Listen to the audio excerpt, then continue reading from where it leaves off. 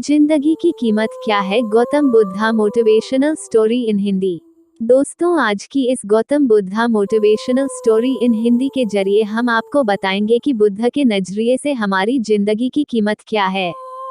हम में से बहुत से लोग अपनी जिंदगी की वैल्यू नहीं समझते और अपने जीवन को ऐसी चीजों में बर्बाद कर देते हैं जिनसे हमारा नुकसान ही होता है। कुछ लोग अपनी जिंदगी शराब के पीछे बर्बाद कर देते हैं, तो कुछ लड़कियों के चक्कर में और कुछ अपनी सारी जिंदगी पैसा पैसा करके बर्बाद कर देते हैं। आज की इस बुद्धा स्टोरी इन हिंदी के जरिए आप जानेंगे कि हमारी जिंदगी कितनी कीमती है और हमें अपनी इस कीमती जिंदगी को किस तरह जीना चाहिए।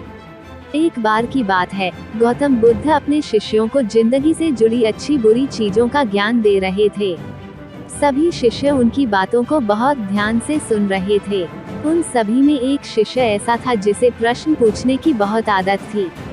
वो उठकर गौतम बुद्ध के पास गया और उनसे बोला, आप हमें जिंदगी के बारे में जो कुछ सिखा रहे हैं उस सब का क्या फायदा, क्योंकि हम में से बहुत से बच्चों को ये भी नहीं पता कि हमारे जीवन का मूल्य क्या है और ये जीवन हमारे लिए कितना कीमती है। पहले आप हमें ये बताइए कि इस जीवन का मूल्य क्या है।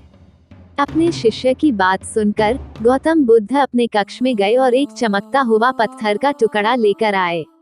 वो टुकड़ा उन्होंने अपने शिष्य को दिया और बोले, मैं तुम्हें इस जीवन का मूल्य तब बताऊंगा जब तुम इस पत्थर का सही मूल्य पता लगाकर आओगे।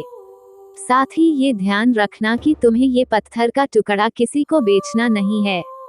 गौतम बुद्ध की बात मानकर वो शिष्य बाजार की तरफ चला गया।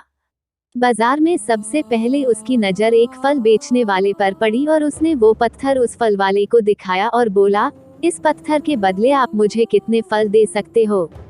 फल वाला बोला, ये पत्थर कुछ खास तो नहीं है, लेकिन फिर भी इसके बदले में तुम्हें 10 केले दे सकता हूँ।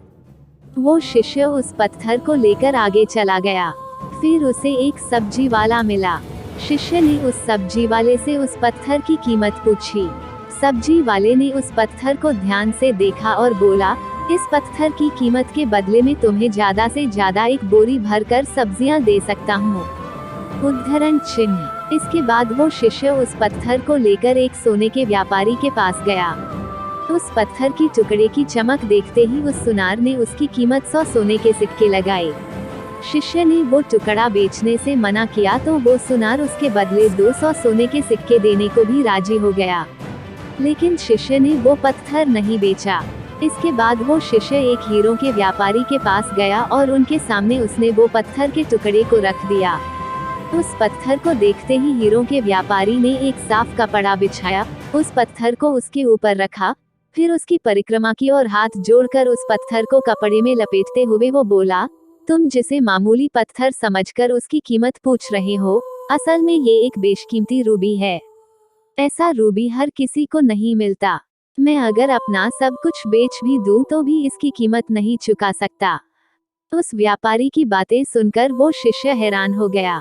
वो दौड़ा दौड़ा सीधा बुद्ध के पास आया और उन्हें उसने जो कुछ भी बाजार में हुआ वो सब बताया। उसकी अचरज भरी बातें सुनकर गौतम बुद्ध बोले, तुम्हारे सवाल का जवाब इस रूबी की कीमत में ही छिपा है। हमारा जीवन भी एक रूबी है, रूबी की तरह ये भी बेशकीमती है, लेकिन हम इस बात को हमेशा नजरअंदाज करते हैं और अपने जीवन का मूल्य नहीं समझते। हम दूसरों को देखकर और उनके जैसा जीवन जीने की कोशिश में अपने जीवन की कीमत को कम कर देते हैं। हम ये सोचते हैं कि हमारी जिंदगी की कीमत वही है जो दूसरे हमें बताते हैं, लेकिन ये बात हमेशा ध्यान रखना कि सामने वाला अपनी हैसियत, बुद्धि और अपनी समझ के हिसाब से तुम्हारी कीमत लगाता है। मिलती है। जिंदगी सिर्फ एक बार मिलती है, इसलिए इसको बर्बाद ना करें। अपनी जिंदगी को उतना ही कीमती समझें जितना कीमती आप अपने बैंक में रखे रुपयों को समझते हैं। आज के समय में लोग अपनी जिंदगी से ज्यादा कीमती प्यार, पैसों और दिखावे से भरी चीजों को समझते हैं। प्यार के चक्कर में लोग सुसाइड कर लेते हैं। पैसों के चक्कर में ऐसा काम करने लग जाते हैं जिससे उनकी जिंदगी बर्बाद हो जाती है। नाम कमाने के चक्कर में उल्टे सीधे काम करने लग जाते हैं। हमेशा याद रखें कि दिखावा करना जरूरी नहीं है। प्यार दोबारा मिल सकता है, पैसा फिर कमाया जा सकता है, लेकिन जिंदगी को फिर से पाया नहीं जा सकता। इसलिए अपनी इस बेशकीमती जिंदगी को अच्छे से जिएं। हर पल का आनंद लें। कभी ये ना सोचें कि आप इस दुनिया में किसी काम के नहीं हैं, ना कभी ये सोचें कि आपकी जिंदगी व्यर्थ है, आपके होने या ना होने से कुछ फर्क नहीं पड़ता। जब भी ऐसे नेगेटिव विचार आपके मन में आए तो खुद को बस ये याद दिलाएं कि जीवन एक रूबी है और ये बेशकीमती है। आई होप आपको Gautam Buddha motivational story in Hindi की हमारी इस पोस्ट से कुछ ज्ञान की बातें सीखने को मिली हों। ऐसी ही और भी मोटिवेशनल कहानियाँ पढ़ने के लिए इस ब्लॉग से जुड़े रहें।